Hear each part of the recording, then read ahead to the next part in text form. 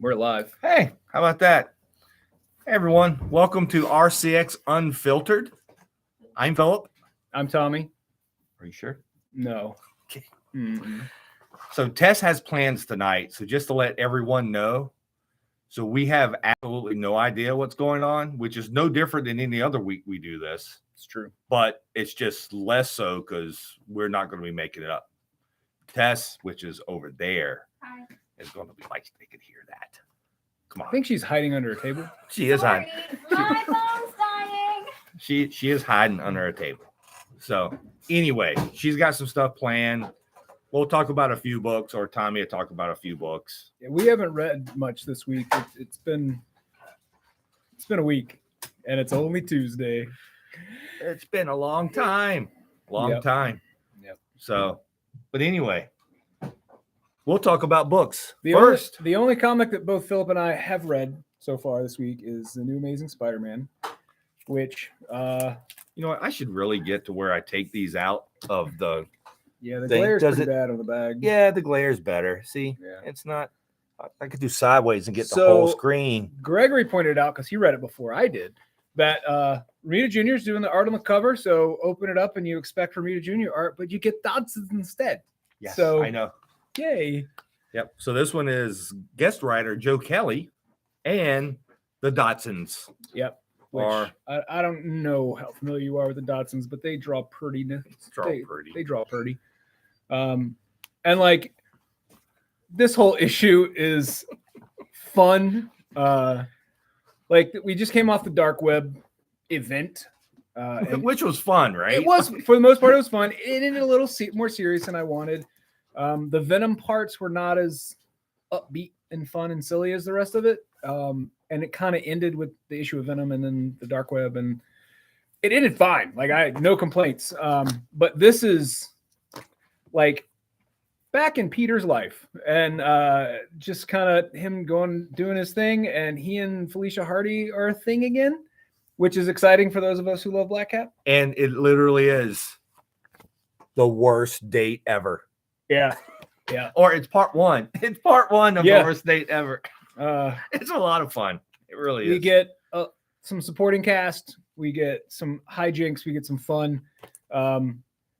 And we were talking about this earlier. We like Norman Osborn now. I'm so mad. Yeah. I'm so mad that I like Norman Osborn. And it gets bad. I mean, he's in here one panel. And it's like, man, I hate that I love Norman Osborn. And now. I know you haven't read it yet, but the Gold Goblin, That is Norman, issue 4 that comes out tomorrow.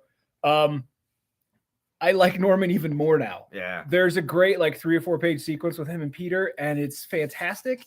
And then we get We skip topic. It's Can't still- keep up. well, I mean, it's basically still No, no. Spider-Man related. Yeah. So,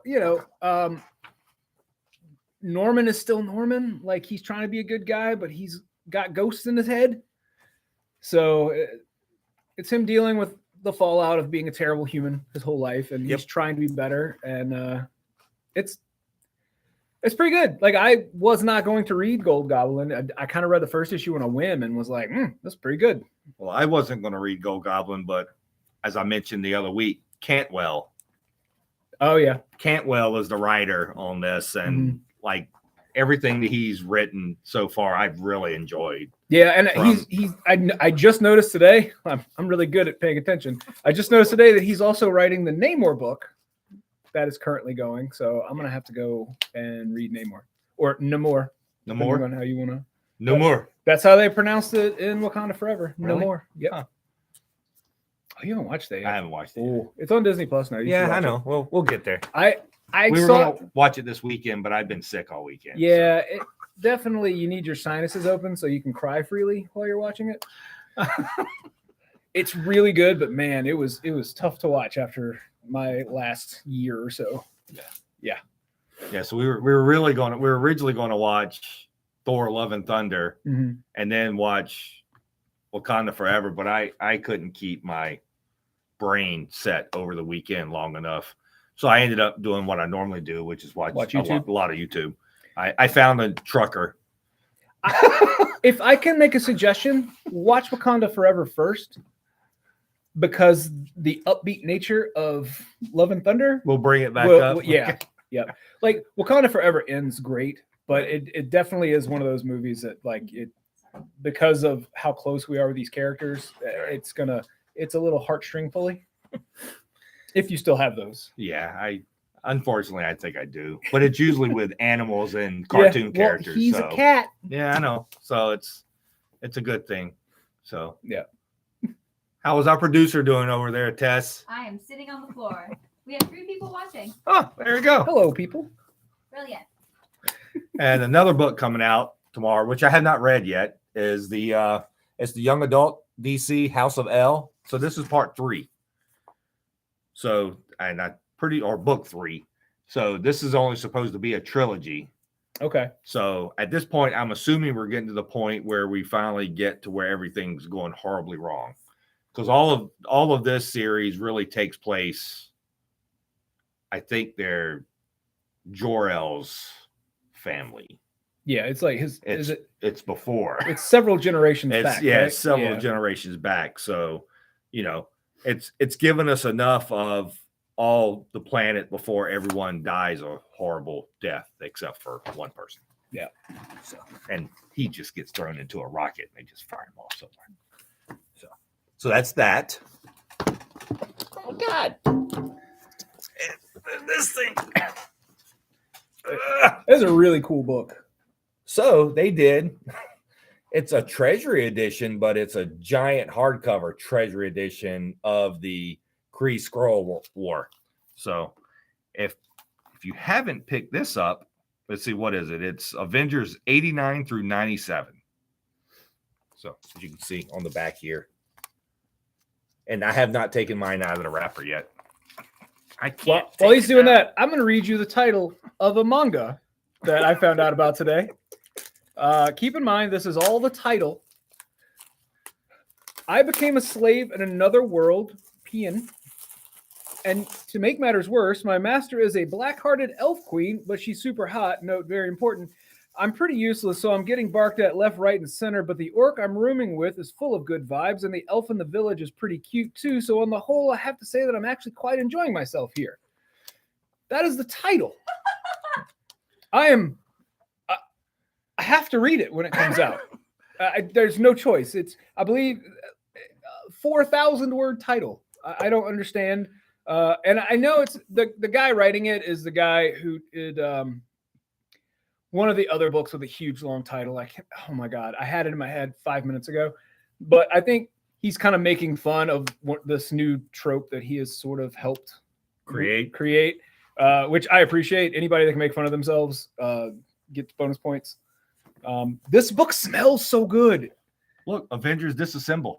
Oh no, that's some foreshadowing. So some 40 years. So here's like the interiors of some of this. So they did a nice job of not rounding round, but putting the edges on with the Kree and the Skrulls. And then we have some additional. Oh, that's cool. Some of the original art scans in the back. So, which is really cool. Man, I love books like that.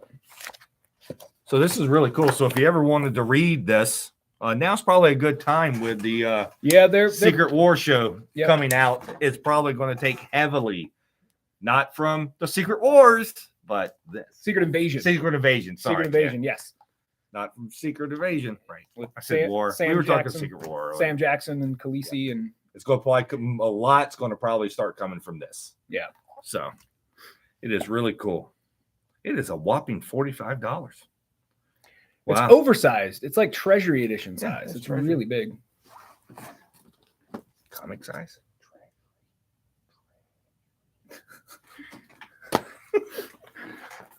Man, I like this. Yeah, it's really cool. Hey, Rick Jones is in here. What happened to that guy?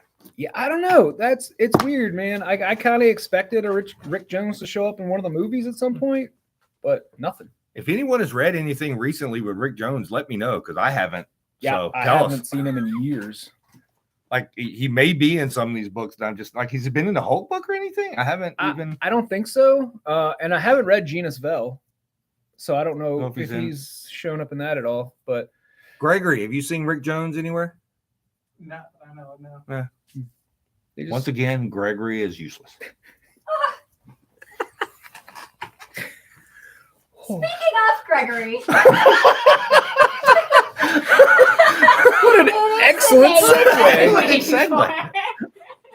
I told you, Tess had things planned. Look, We're stuck with Gregory tonight. Hello. this is so cool. So- Introduce yourself. Hello. Yay! So are we just supposed to sit here and stare at Gregory? No, look, I have things going on. Please be patient. We did get a comment in chat, which I think will be interesting for all three of you to discuss. Maybe pick one each. No, but we talked about this last time. So pick two each. What are your top 2 storylines you've ever read for all three of you? Please, one at a time. Gregory, you're the guest. You go Gregory, first. No, No Scarlet Witch. well then. Okay. You can do whatever you want. All right, so I'm gonna count this as one storyline, but it's over 3 arcs. Mhm. It's the House of M 3 arcs, starting with a Disassembled, which plays into House of M, which is followed up by the Children's Crusade, Mhm. because it tells just like an overarching story of grief, Mm. kind of like WandaVision did. And the other one I would say is Superior Spider-Man Volume 1. I love that series so much for a very different reason. Those are both very good choices. Yeah. Those are excellent. Yay. All right. You're All right, I am gonna say we were talking about this earlier. I was not talking Jeff about Johns' run on Booster Gold after Infinite Crisis. I think it is a masterclass in storytelling from beginning to end. And then Dan Jurgens took over, and Dan Jurgens created the character, so clearly he knows how to write Booster Gold. But it was something magical about the Jeff Johns run. I want to say it was like 24 issues, 30 issues, something like that. It was just Jeff Johns just does great work. he does. And then my other choice is 130 some odd issues, maybe 140 some odd issues. I'm gonna say Ultimate Spider-Man, I'm currently going just through it. beginning to end. That is my favorite iteration of my favorite character ever. It's really good. So that was my answer the week you were gone. 'Cause Yeah. That's when this came up. Okay. It was week that it was Tess and I here. Yes. So I'll come up with, since you brought up like a long run, I'll go that route. Okay. Okay. So if I'm going that route, his name's Hickman, Jonathan Hickman.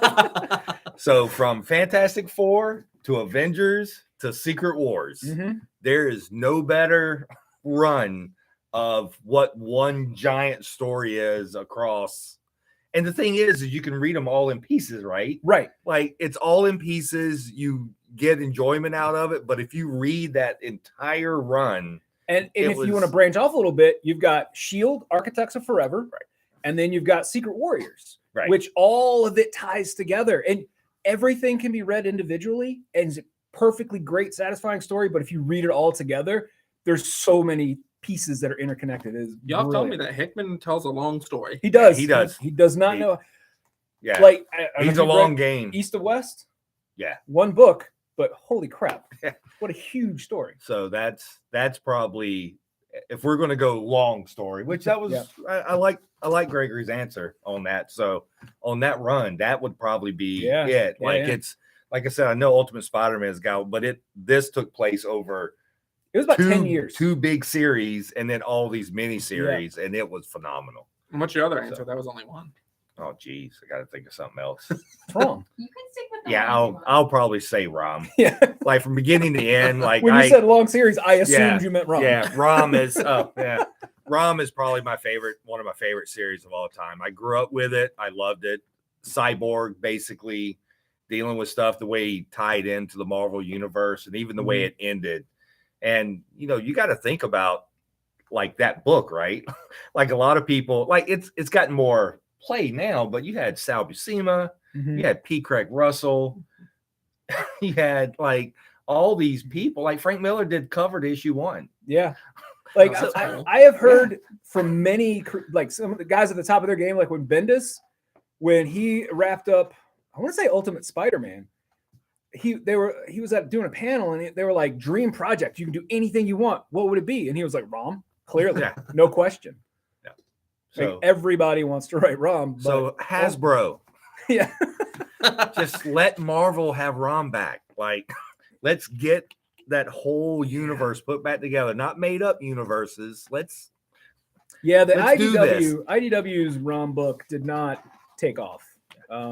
Which is a shame, because the writer and the creators on that, like, they love ROM. Like, they 100% love ROM. But the big issue with ROM is other than ROM, Marvel created everything. Like, all the other Space Knights, the planets, the characters, which is why you still see the Die Race. Yeah. And the X-Men every now and then. That is true. That started in ROM, but now they appear more in X-Men. I didn't know that started in ROM. Yeah. I learned something new today. That was the ROM. That was the ROM villain. That is what. Yep. Where they came from. They pop up in like Guardians of the Galaxy. Yeah, they'll and stuff pop like up that in sometimes things, too, but Marvel created all that, so Hasbro doesn't actually own it. They just own ROM. yeah. And so when IDW tried to do it, it was hard because they had to recreate everything, and people like me we're old. I'm old, man. I will need old stuff. So that would probably be my two. Yeah. But the answer to this last time was the Ultimate Spider-Man. Yeah. when we were doing it.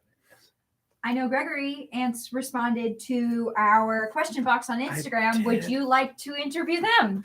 You just ask the So my question was, and it was mainly directed at Tommy because it's my favorite subject you taught me both times. Okay. Why is Gambit terrible? Oh no. You don't have to tell. You can tell have to do it. And why should Northstar not have gotten married? Both of them are very depressing. So Yes, Tommy, please tell us. So the Gambit thing, I have. But stop. So before you start, let's clarify which Gambit. Okay, I'm gonna. There's gonna be a whole lot of prelude to this answer. Let me just. All right, I stopped talking about this because I made enough people angry, like legitimately angry, that I was like, my stupid opinion should just be quiet because This is the people really seem to care about this character. Cody loved him. I know, and I ruined his favorite character, and I kind of feel bad. All right, so Gambit from the cartoon is fine. If your introduction to Gambit was the X-Men animated series, no issues. If your introduction to Gambit was the same as mine in the Uncanny X-Men comic book, where he is a grown man living in an abandoned building on a dirty mattress with a 10-year-old girl, that's where the problems start. It's suspect. Like I'm not gonna go into all of it because there's a whole lot. But the one other thing I will point out, he made out with a student at Xavier's school. Like, she kept flirting with him. This like teenage girl kept flirting with him, and he finally kissed her. And like, I think that's as far as it went. And then they made it okay because it was Mystique in disguise, but he didn't know that.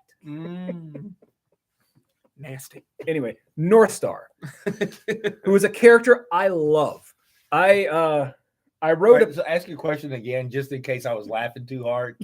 My question is, why should Northstar have not gotten married? Because that was a giant iconic moment for comics as a whole. It was, and I feel like so I love Northstar. I some number of years ago, I'm gonna say 20-ish years ago, I decided I was gonna make a pitch to Marvel for a Northstar Max comic. Now I don't know if you guys remember the Max line. That's where Alias came from. That's not the Big Rabbit. Nope. Ah, dang. The Punisher Max series is much beloved, but it was basically Marvel making rated R comics. That was the idea. And I had a pitch for a Northstar story. Had not like the nugget of an idea. So I was like, you know what? I'm going to go read every Northstar comic there is. All of them. I read all of Alpha Flight. I read the couple of terrible miniseries. Anything I could find with Northstar in it. And I believe at the time Chuck Austin was writing X-Men and Northstar was in the book. So like I had some current Northstar and I read all the old stuff. So Northstar has a twin sister who they have written as like multiple personalities as a superpower. Sort of Crazy Jane from DC, if you're familiar with her and Doom Patrol and all that. But all right, so their parents died when they were like babies. And then she got shipped off to a convent, and then he got adopted by this rich family, and he became like an Olympic skier and like lived a very posh life. And then his adoptive parents die in a car crash. And then he's sort of floundering. And at the time in Canada, in the whatever time period this was set in, I can't remember, but there was like a terrorist organization in Canada who really wanted French to be the native language, and they were blowing stuff up to try and force that. So in the story, Northstar befriends this guy who is a leader of like this terrorist organization, and he watches his new father figure get murdered in front of him. So Northstar's abandonment issues have abandonment issues. He is not a very emotionally stable person. Like, he's a jerk. Like, all the speedsters in the Marvel universe are jerks because they move so much faster. It feels like everybody else is talking in slow motion, so they're always a jerk. And then he's got all these layers of issues on top of that. And when he met this character and they fell in love and they decided to get married, like, I'm reading that issue, and up until like the last couple of pages, he was real wishy-washy and like, I don't know if I can do this. And I was like, cool. That is the Northstar that I am familiar with, who is so afraid of losing everything that he pushes everything away. It's pretty common. And then when he got married, I was like, well, that's a cool moment. Like, I did an interview with a buddy of mine who had a out and about YouTube channel about it, and like, it was a big moment, but I felt like it was the wrong character because he's not really the type to settle down because of all his issues. Now, had they given us a lengthy story arc where he was in therapy and working through everything, then maybe. Oh, also, part of his abandonment issues is when he finally reconnected with his sister. She was like a religious fanatic and told him he was going to hell because he was gay. And that was a storyline that kind of was off and on for years, that I don't even know if they ever really resolved that. Just one of her other personalities took over, and then she was I don't like, know oh, if it's they fine. resolved it, but I can tell you in comics where they're like, she joins the X Factor team he put together, which was so good. I'm so sad it got canceled. Yeah. They are close still. Yeah. And So stuff. Northstar, character I love. I'm glad that since he's married, like, the stuff that I've read with him and his husband, they are just like a normal married couple. They have the same issues and problems that everybody else in the world does. So I have enjoyed what I've read of them as a married couple. It just, when it happened, I just felt like, oh, this is not the right character for that. But so those are my I love those stories two when he told me hot them because they takes. make sense, and that's why I wanted to talk about them again. I wanted the whole world to know. Fight! The last time I talked about Gambit was to Gregory's husband Cody, and He he got looked so sad. so upset. I was He like, did. never again. I'm done talking about Gambit. Yeah, we're done. We're done again. We're now done again Yep, talking about yep. Gambit. So Gambit is over. direct any hate mail to me personally. That's right. Not All the Richmond time. Comics. This is my opinion. No I one will else's. sell you any Gambit book that you need. He just had a miniseries. That's right. I got it over on the wall. I'll sell you any Gambit stuff that you need. That was wonderful. What a great discussion. We did get a question about Gregory's hair and if I was the one who dyed it, but no, he didn't want me to dye it. I got it professionally done. He did. Wow. Just went there on my break one day. I was like, I'll be back. And I came back with red hair. And I was like, all right. Wow. You actually took some time and Yeah. had someone else do something? Yeah. I know. Wow. I think the reason I did do it is because she had an appointment 3 days after I texted her wanting it done. If it was any longer than that, I would have been like, never mind, I'll just do it myself. I don't know what it is about when you go somewhere to get your hair professionally dyed, but when you come out, it is the fluffiest. Mhm. Like, his hair was I looked glorious. indeed. And I have yet to be able to recreate it. I cut my own hair. Yeah, me too. I'm just kidding. My girlfriend does it. Jacqueline refuses to cut my hair now. Oh. So I had to literally go out and do it myself. Well, Why does she refuse to cut? I have no idea. Phoebe got one of those little things to cut the dog's hair that has like the vacuum on it. So it was like zoop, zoop. Oh, yeah. Real easy. I don't have the vacuum thing, but I have the clipper, so I just go out back and I do it Yeah. and just sweep it off the porch. I Yeah. would have to guess it's probably because you're a difficult client. I am not a difficult client. I cut my own hair. Trust me, I am not a difficult client. Sure. Like I am a difficult client if I have to pay someone a lot of money and they do a bad job. True. Someone asked, "Where is Cody?" That's a good question, Cody. Can you tell us?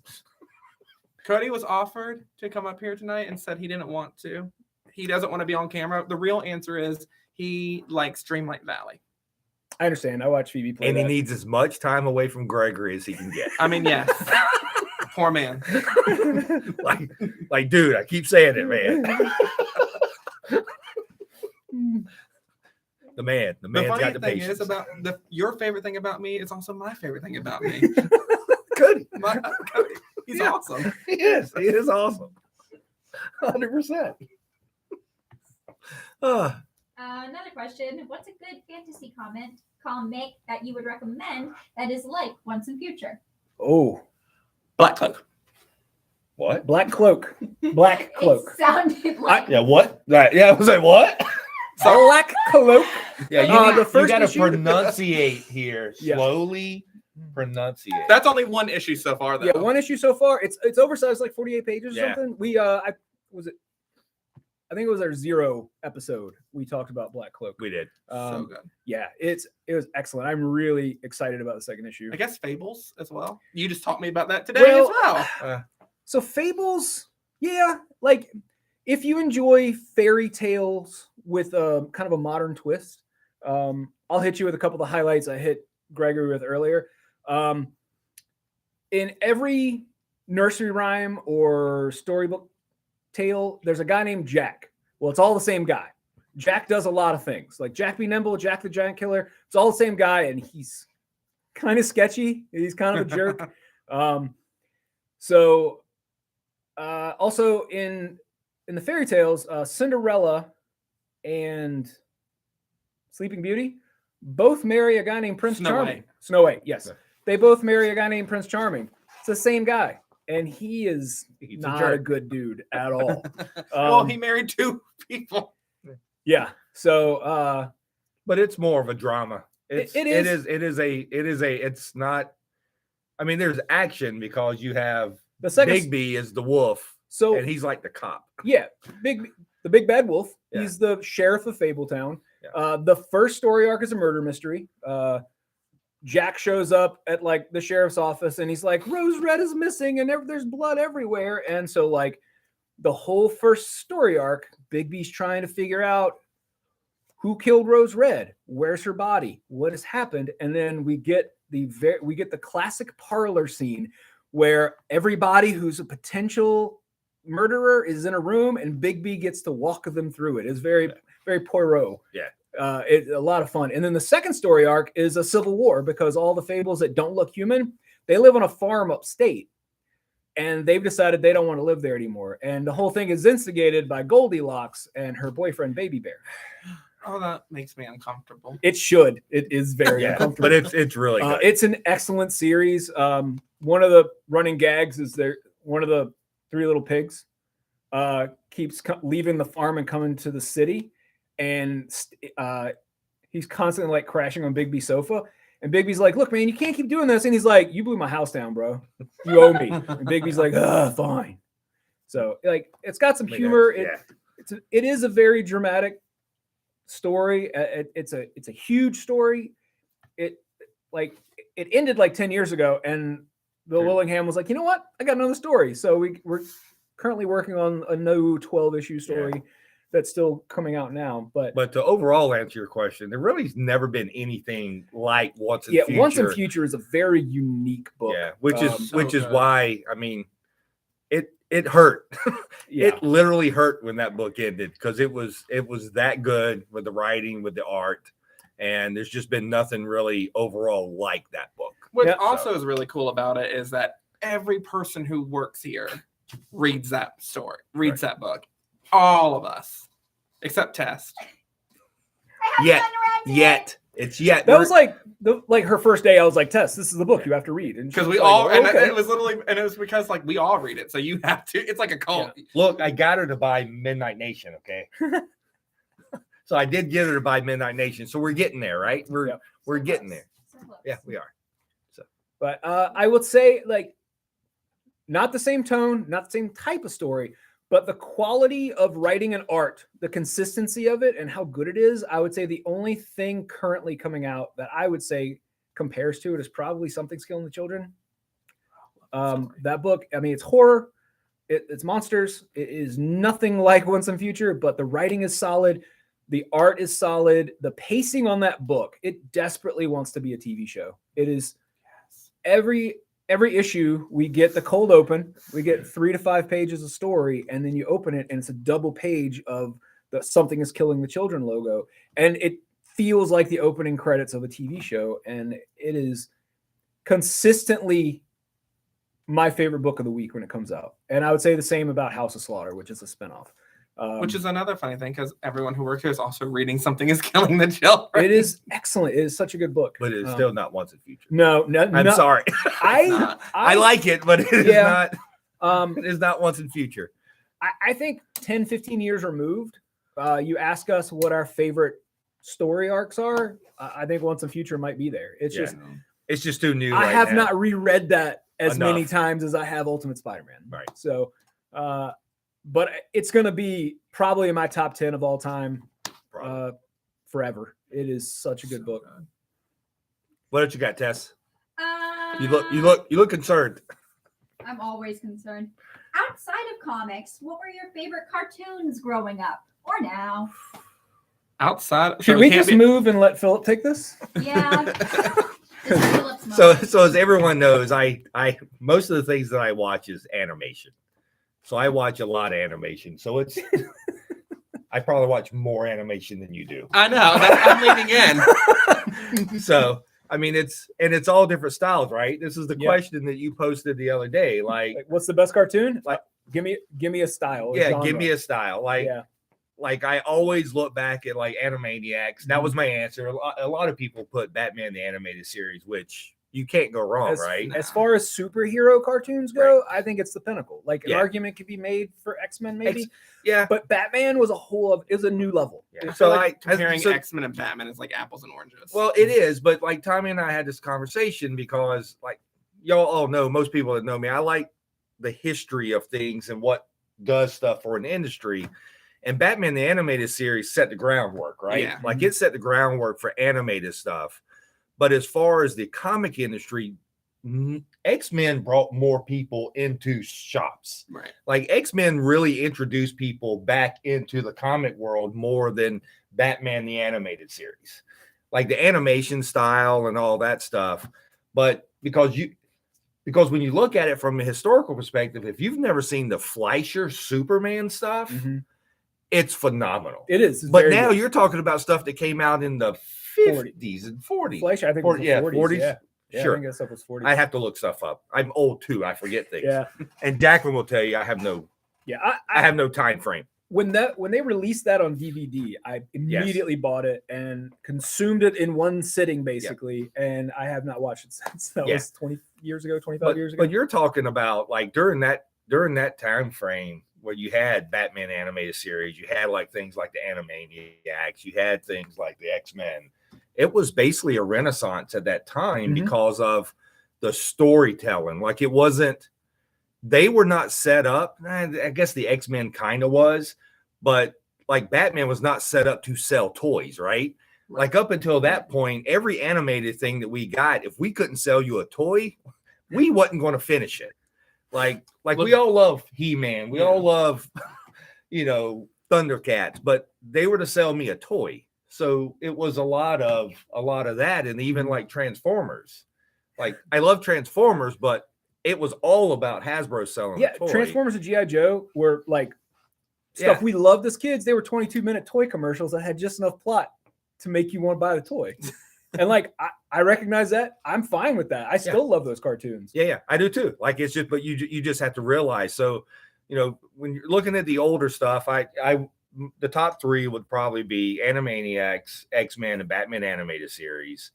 If you come in the current time, really the last 10 years has been another renaissance, right? Because you've had the Airbenders.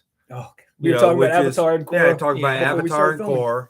But then you have things like Star versus the Forces of Evil, which, some people have seen it, some not, which is just a completely, if you look at it from the surface, it looks like a silly animated show, but it hits some deep topics in there, just like Steven Universe. You look at it amazing you look at it writing. from a high, the writing in it and all that, and then the one that I always Gravity Falls. Thank you. See, Tommy knows what. Like Gravity Falls probably ends up being one of my favorite animated over the last 10 years, just because of the storytelling, all the hidden secrets, what they're doing with that show, and they're not pushing toys, right? Like you don't go, like you could go find like Gravity Falls stuff.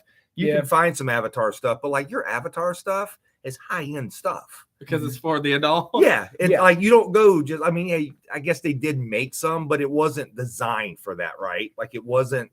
Well, So that's kind of. I think Avatar had wrapped up and finished before they started making toys. Yeah. Like I think it was really when it got its second wind on Netflix when they were like, oh, maybe we should make some toys. Yeah. I would say my answer for I don't know if this counts as outside of comics. Stuff that either has just happened or is still going on. Young Justice. But that was created, again, like you said, to sell toys, but it ended up having an amazing storyline. And then because it wasn't selling toys, because kids didn't care, because of the storyline, the adults loved it, though, because the storyline is amazing. It got canceled, but then it got revived with DC Universe / HBO Max. And because they're no longer having to sell toys, they're just like, what if we just made this way better? Right. And just did whatever we wanted. And they did. And it is so good. Yeah, that's what you're seeing through that. Like, we talk about the early Transformers, that was the sell toys, but then you had like Hasbro learned, right? They have learned over the years that they can sell toys, but they can make good stuff. And this goes back to like the original Beast Wars. Like from a Transformers perspective, there's really not a better Transformers animated than that, unless you want to count the new Netflix stuff, which is. Oh man, that 3-part thing that you had me which watch? is it's so very dark, and it is basically the beginning of Optimus Prime. Like he literally a day and a half ago just became Optimus Prime, thrown in as leader, and it was like, we'll figure this out. Yeah, it was what I think the 3rd part was Earthfall. Or So it starts off with the war in Cybertron, and then the last part is them coming to Earth. It's been a while since I watched it like 2 years ago or something. That's why I like it. I can we could do a whole show of just nothing but animated stuff and just talk for hours on like going through and maybe that's what we'll do. Maybe we'll do a side. Yeah. Do a sideshow out of this, and I'll go through the whole list because I can go through a lot of the history and like I'm missing stuff. Like one of my favorite shows, which just popped in because of Beast Wars, was Reboot, which was the truly first computer generated animated I grew series. up watching that. Yeah, and if it was created by the people who did that Dire Straits music video, that little square. I didn't know that. Yeah, so that group that did that actually created Reboot, and it's about these people that's inside your computer, right? It's all the components and everything, viruses and all that, and it was really well done. Yeah. It's where we learned the internet is a series of tubes. Yeah. That is not where we learned that at. All right, next. All right, it is 7:40, so we have 5 more minutes. Do we want a serious question or a funny question? Sure. Yeah, you know us. We're always serious. That's why you're the producer. Oh, she's always listening. Hello? I think because you said serious. You said serious, and Siri talked to you. Yes. Oh, well. So what's your whatever? What's your favorite Muppet? Waldorf and Statler. Yeah, discuss that. Well, I'll answer mine. 4 minutes. You go. The Count. That's not a Muppet. That's from Sesame Street. Excuse me, those are Muppets. Those are Muppets. I guess the Jim Henson Creature Shop made all of them. They made all. Jim Henson made all of that. He counts. I promise. Okay. I will say Miss Piggy just to be safe as well. So Kermit started on Sesame Street. Yeah, I didn't know that. Yeah, his first appearance was Sesame Street. So out of the Muppets, Jim Henson's first Muppet was Worf, the dog. Oh, was it? Yeah. Really? So Jim Henson said that his personality was all him. That was Oh, his that's really creation. cool. And so he actually did dog food commercials with him where he grew up, where he lived Oh, that's at cool. the time. So that's really where that is. So yeah, Kermit was a Sesame Street Oh, that's creation. cool. I don't know who the Muppet is. That's the eagle. That's the cop. Sam. I love him as well. So this Muppet question is a place close to my heart because what I desperately hope is that when Philip and I get very old, that we will be able to, wherever Richmond Comics is, we will build ourselves a balcony, and then we will sit in the balcony all day and just mock people. So like and subscribe and keep the That's YouTube right. building. That's So right. we can. We desperately want to be Waldorf and Statler when we grow up. And when Philip and Tommy become Waldorf and Statler, I guess me and either Tess or Claire, probably Cody, in all honesty, will become Philip and Tommy. Yep. Yeah, we'll just heckle I'll people. just become Muppets. Yeah, sure. That's fine. Dr. Teeth. Yeah, Dr. Electric Mayhem is great. Coach Thompson said Dr. Teeth. Yeah. That's funny. I do like Animal. I Yeah. have to admit, like if I'm picking them up, it's probably gonna. It- be I don't know a Animal. lot about the Muppets. I was a Barney kid. Oh my God. dude. I know. You can't just admit that. I've got to change these questions on these So I applications. I saw a trailer that they've made a documentary about Barney and how he became the most hated thing in the world. Where at? I don't remember. I saw it on YouTube the other day. I was just like, what? Cody, if you're watching, find it. Like, I don't even know if it's out yet, but yeah, We got a minute, Tess. I know. What else? I'm gonna tell a funny story from my kids' past. When Logan was in like preschool, we got a call and they were mad at him because he told the other kids that Barney was the devil. And we were like, yes, that's what we teach him. That is 100% true. So do you have another question with our 1 minute, or are you going to hold it off till next week? We'll hold it off till next week. Well, there you go. So you gotta tune in to find out what the serious question was. Wow. Bum, bum. Wait, Oh, I the thought Muppet- that I was thought a that serious question. I really did. So did I. I literally thought that was a serious question. Wow. Wow, y'all. Yeah. I did. I I am. really did. All right. You well, can tell a lot about a person by their answer to that. It's Yeah, serious to us. It's serious to us. I Like, did not man. take it as seriously as I should. Come on. Wow. Like I went into the history of Kermit and the Muppets. Come on, man. It's Fire serious. me now. No, we need someone to coordinate the social media. As soon as we acquire a cannon. All right. Well, I guess Tess is trying to get us out of here. So once again, thanks for joining us. Please like and subscribe if you actually like what we're doing here. We hope you do. Keep sending in suggestions Yeah. to us. It gets to Tess and back to us. And if you have more content or additional things that you want us to be doing with YouTube, I'm doing unboxing. I'll be doing some, man, I'm nasally all of a sudden. I can hear it. I'll be doing some going around and showing some of my collection because people have been asking. So I'll start doing that in the next week or two and having little segments. He's threatening to make my Monday much more difficult. I am next week. threatening to make Tommy's life much harder next week with some unboxings. We're gonna film unboxing the comics. Yes, we are. So it'll either just be the Marvel stuff or sometimes the All of diamond. it's gonna be The all diamond of it. stuff's been showing up on Mondays lately. Then we'll so- have two unboxings. Then Yeah. we're gonna make their life even harder. Should we save the DC stuff if it comes in? That should be tomorrow, right? Yeah, I think we'll get it tomorrow. Yeah, so I could let me know. We can go. I can come up tomorrow. All right. That way I don't ruin It's a everything. date. I don't ruin everything for everyone all the time. I ruin everything.